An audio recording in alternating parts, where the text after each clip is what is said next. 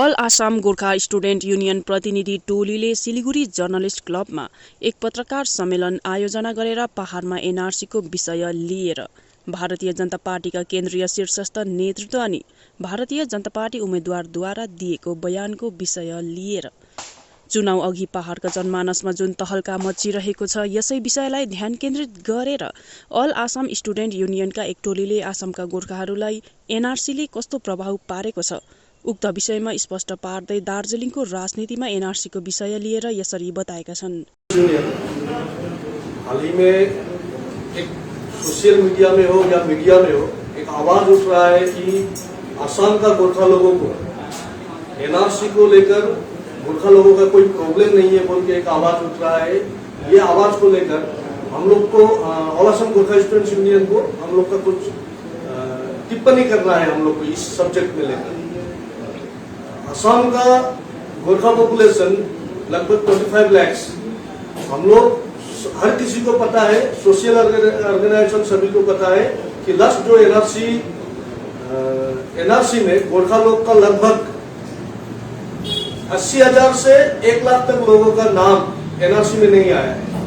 तो इस सब्जेक्ट को लेकर अभी सोशल मीडिया में हो या मीडिया में हो जो चीज आ रहा है कि असम का ओनली 20,000 30,000 लोगों का नाम नहीं आया है बोल के जो एक आवाज उठ रहा है उसको हम लोग नकारते हैं। All Assam Gorkha students union हम लोग बोलते हैं कि ये जो गलत मैसेज एक सोसाइटी में जा रहा है, गवर्नमेंट को एक चीज हम लोग मैसेज देना चाहता है कि वो जो 20,000 वाला बात है, 20,000 लोगों का भी एनआरसी में बात किया गया है बोलते जो एक मैसेज गवर्नमेंट के घर में पहुंचा है भाया ये थ्रू ये मीडिया, सोशल मीडिया या मीडिया, ये गलत मैसेज है।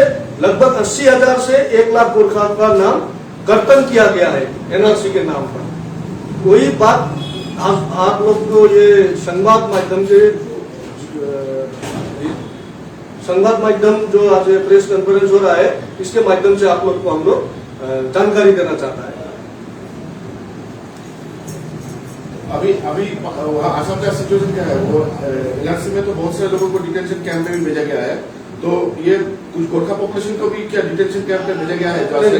एक चीज है, देखिए, गोरखा लोगों को हो या दूसरा लोगों को हो एनआरसी को लेकर डिटेंशन कैंप में नहीं भेजा गया है। वो जो डी वोटर का एक सब्जेक्ट है, डी वोटर को लेकर डिटेंशन कैंप में जो अभी एनआरसी का जो एफटी कोड लागू किया है लेकिन चालू किया है वो चीज अभी इम्प्लीमेंट नहीं हुआ है। दूसरा तरफ से जो लास्ट क्या बोलता है आपको ये डॉक्यूमेंट्स वेरिफिकेशन का जो काम अभी जो लोगों का एनआरसी से नाम कर्तन किया गया है वो लोग को एफटी में फॉर्मर ट्रिब्यूनल में जो डॉक्यूमेंट्स चेक करके करने का जो प्रोसेस है वो चालू नहीं किया है। बट गवर्नमेंट एफटी का जो मजिस्ट्रेट है, मेंबर बोलता है एफटी मेंबर, वो लोग जो नियुक्ति दे चुका है लेकिन काम प्रोसेस शुरू नहीं किया है।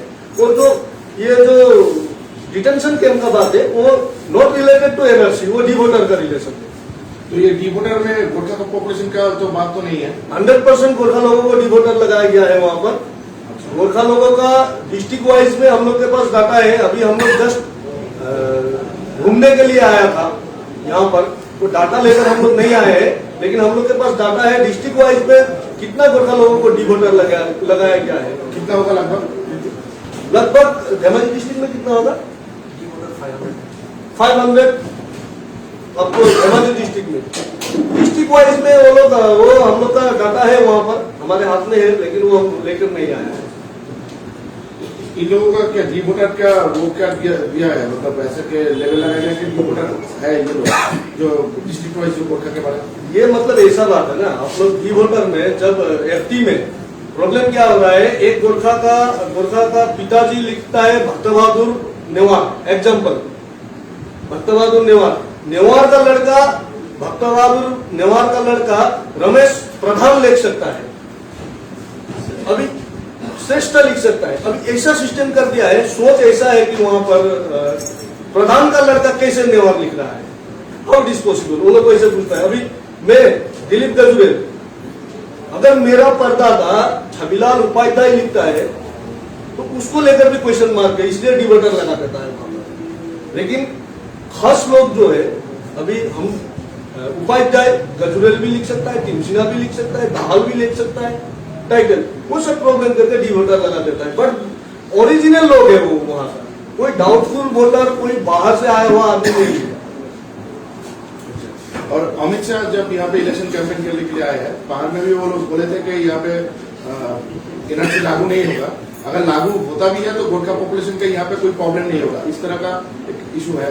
फिर ममता बनर्जी बोल रही है कि अमित शाह को ट्रस्ट मत दीजिए कि उन लोगों के प्लान है कि ये एनआरसी लागू करेंगे। ये जो एक कैंपेन, काउंटर कैंपेन जो हो रही है यहाँ पे, उसके बारे में आपको क्या लगता है? देखिए, राजनीतिक इशू पर हम लोग तो non social, non political organisation है, all Assam Gorkha students union.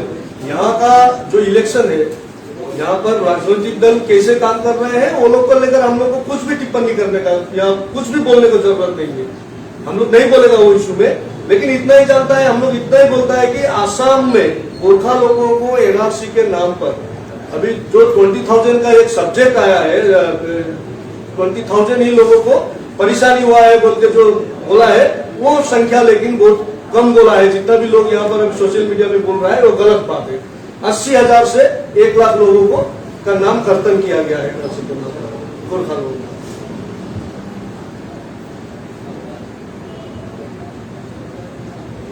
आप इस इशू को लेकर किस तरह से मतलब जिस तरह से एक जो निगेटिव ये जो रॉन्ग मैसेज जो जा रहा है, इसको काउंटर कैसे करेंगे? देखिए, काउंटर का बात यह है, पॉलिटिकल पार्टीज, कांग्रेस हो, बीजेपी हो, एचपी हो, वो लोग को क्या चाहिए, वो लोग को वोट चाहिए। कोई भी हम लोग को ये गोरखा स्टूडेंट यूनियन, हम लोग जो एनआरसी के टाइम में हम लोग का जितना पसीना गया है हम लोग का शरीर से, पब्लिक को, गोरखा लोगों को सिक्योरिटी देने के लिए हम लोग जितना काम किया है। अभी राजनीतिक पार्टी का लोग कुछ भी बोल देता है, वोट चाहिए, लेकिन गवर्नमेंट के घर में एक सच्चा मैसेज जाना चाहिए, जो मैसेज फ्यूचर में जो community wise, not only Gorkha community, community wise में उस राज्य में पॉलिटिकल लीडर को भी 4 वोट के लिए एक सेंटेंस बोल दिया, वो अलग बात है, लेकिन कम्युनिटी का प्रोटेक्शन का बात है ना। यहाँ पर कल गवर्नमेंट के घर में एक मैसेज चला जाएगा कि ओनली 30,000 का प्रॉब्लम हुआ है, ये मैसेज से गवर्नमेंट का सोचने का तरीका अलग हो सकता है। जो सत्य बात है, जो ट्रू है, उसको फॉलो करना पॉलिटिकल पार्टी का लोगों का भी बहुत जरूरी है। लेकिन ये कम्युनिटी का सेफ्टी, सिक्योरिटी और पॉलिटिकल जो राइट है और जो कॉन्स्टिट्यूशनल जो राइट है, उसका फ्यूचर का बात यहाँ पर जड़ित हो रहा है। आप लोग तो एनआरसी के खिलाफ है, ये गलत बात है। एनआरसी हम लोग all Assam Gorkha students union, हम एनआरसी नहीं चाहिए नहीं बोल रहे हैं, एनआरसी चाहिए, एनआरसी चाहिए। एनआरसी की वजह से जो बांग्लादेशी, जो विदेशी लोग आसाम में है, वो लोग को बाहर जाना होगा आसाम से, हम लोग ये चीज मानता है, लेकिन एनआरसी के नाम पर जो ओरिजिनल वहां का पीपुल है, वो लोग के ऊपर में अत्याचार हम लोग सहन नहीं करेगा। All Assam Gorkha students union इसके खिलाफ है। हम लोग एनआरसी के नाम पर ओरिजिनल पीपुल के ऊपर, जो ओरिजिनल पीपुल जो बिफोर इंडिपेंडेंस, जो 1816 का ट्रीटी का बात है यहाँ पर, ये सब चीज को लेकर जो लोग वहां पर ओरिजिनल लोग हैं, वो लोग के ऊपर में अत्याचार, लेकिन एनआरसी के नाम पर कोई भी गवर्नमेंट एम्प्लॉय हो, कोई भी लोग हो, नहीं कर सकता है। मतलब हैरेसमेंट जो हो रहा है, जो सिटीजन, एक्चुअल सिटीजन है, हाँ, उन लोगों को होना नहीं चाहिए, उन लोगों को होना नहीं चाहिए।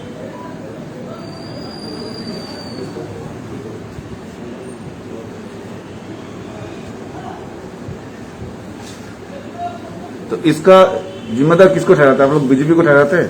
नहीं, देखिए, पॉलिटिकल इशू में आज गवर्नमेंट अगर कांग्रेस का होता तब भी गवर्नमेंट को ही मिनिमम परसेंटेज हम लोग बोलेगा, पब्लिक बोलेगा, ऑर्गेनाइजेशन बोलेगा, क्योंकि किसके अंडर में वहां पर पब्लिक है, एक गवर्नमेंट के अंडर में है। एक बात सच है, देखिए, उस समय एनआरसी के टाइम पर प्रतीक हाजिला समन्वयक थे, उन्होंने थोड़ा सा इंटरेस्ट गोरखा कम्युनिटी के ऊपर में थोड़ा सा इंटरेस्ट दिया होता तो ये प्रॉब्लम नहीं होता था।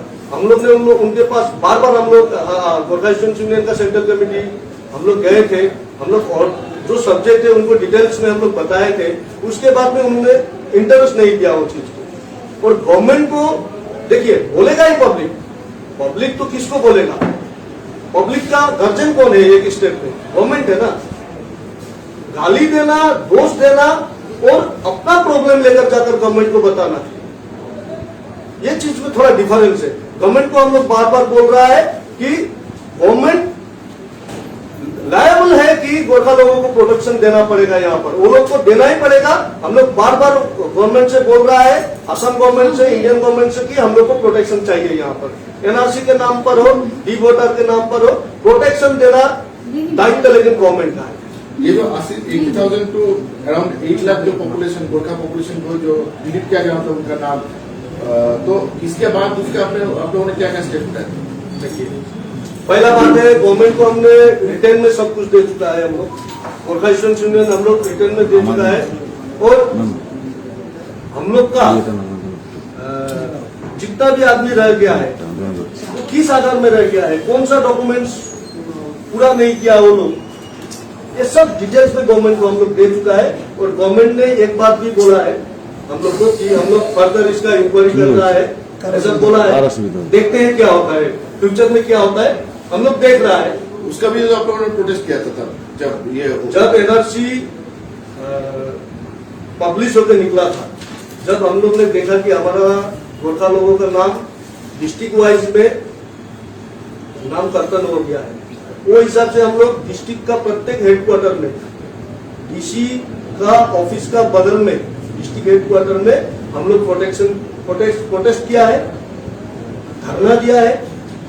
ये सब चीज गवर्नमेंट को पता है। थ्रू आईबी इंडियन गवर्नमेंट को डिटेल्स में सब कुछ पता है। जैसे डी वोटर जो हुआ है, बहुत सारे डिस्ट्रिक्ट वाइज जो हुआ है, उसके लिए लेके भी आप लोगों ने 100% गवर्नमेंट को पता है। तो ये तो गलत बात है। जो जिन लोगों को जो सिटीजन्स है, ओरिजिनल सिटीजन्स है, उन लोगों का नाम वहां से हटा गया या डी वोटर किया गया है, तो प्रोसेस में ही तो गलती था, प्रोसेस में ही गलत है। तो अभी आप लोग क्या करेंगे इन फ्यूचर? तो आपने तो सबको सबमिट कर दिया है, गवर्नमेंट को बता भी दिया है, लेकिन कुछ हो नहीं रहा है। अभी क्या करना है? आज हम लोग गवर्नमेंट को ये मैसेज दे रहा है, देखिए आसाम से आकर सिलीगुड़ी में हम लोग घूमने आया था, आसाम से आकर यहाँ प्रेस कॉन्फ्रेंस क्यों कर रहा है? मतलब कि जब यहाँ पहुंच के हम लोग सुना सोशल मीडिया में कि आसाम का पॉलिटिकल लीडर सब आकर यहाँ पर जब 20,000 का एक ठीक हिसाब यहाँ पर दे दिया, उसमें हम लोग ये नहीं सोचा कि हम लोग यहाँ से आसाम जाकर वहां पर प्रेस कॉन्फ्रेंस करेंगे, ये हम लोग नहीं सोचा। हम लोग सोचा कि उसका जवाब यहीं पे देना है। हम लोग को आज के तारीख में हमको इतना ही बताना है कि ये संख्या जो 20,000 का है वो संख्या गलत है।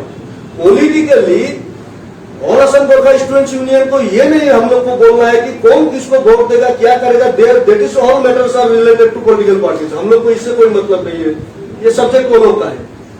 हम लोग इतना जानता है कि 20,000 का जो संख्या है वो संख्या गलत संख्या है। और ये 20,000 का मैसेज लेकर असम गवर्नमेंट या इंडिया गवर्नमेंट को बैठने के लिए हम नहीं बोल रहा है। वो रियलिटी जो है, वो रियलिटी में असम गवर्नमेंट और इंडिया गवर्नमेंट को जाना है।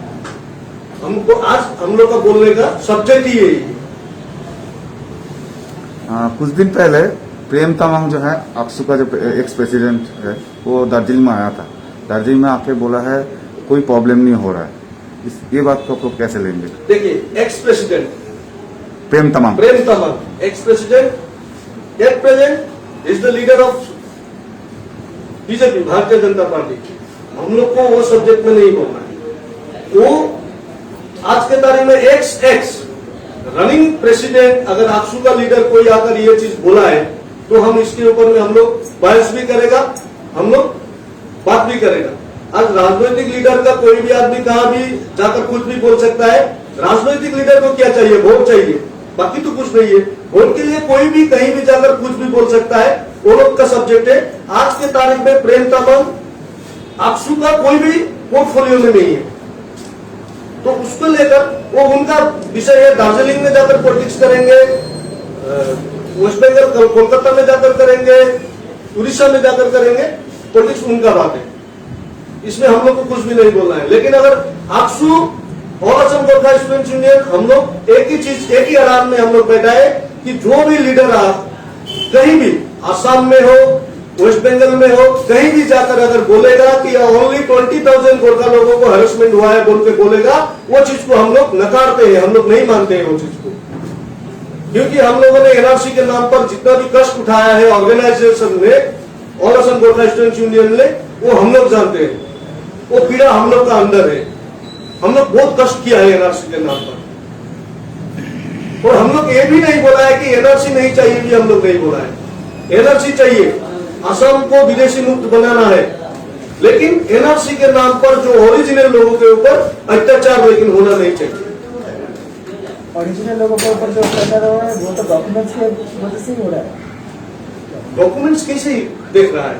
जो सुप्रीम कोर्ट जो एसओपी लिया था, जो दिया था एसओपी के आधार में कितना ऑफिसर ने काम किया? हम लोग बार बार बोल रहा है असम गवर्नमेंट को, कितना एम्प्लॉय ने वो एसओपी के आधार में काम किया। आज थोड़ा देर पहले मैंने एग्जांपल दे दिया, पिताजी प्रधान टाइटल लिख रहा है, उसका लड़का नेवार टाइटल लिख सकता है कि नहीं सकता है? अगर प्रधान टाइटल लिखने वाला का डॉक्यूमेंट्स में लड़का का नाम अगर नेवार टाइटल लिखा हुआ है और ये डॉक्यूमेंट्स गलत है बोल के कोई एक ऑफिसर भेज देता है, तो ऑटोमेटिकली नाम तो चला जाएगा ना। इसमें ओरिजिनल और डुप्लीकेट का तो कुछ बात ही नहीं आ गया है। पहले ठीक से एम्प्लॉय लोग को, जो लोग स्क्रूटनी कर रहा है, डॉक्यूमेंट्स स्क्रूटनी कर रहा है, वो लोग को तो देखना है ना क्या चीज है। प्रधान का लड़का नेवार लिख सकता है कि नहीं? उपाध्याय टिमसिना लिख सकता है कि नहीं? एक बुलंद टाइटल का लोग लामा लिख सकता है कि नहीं? लामा एक मुक्ता लिख सकता है कि नहीं? देखना होगा जो लोग स्क्रूटनी कर रहा है।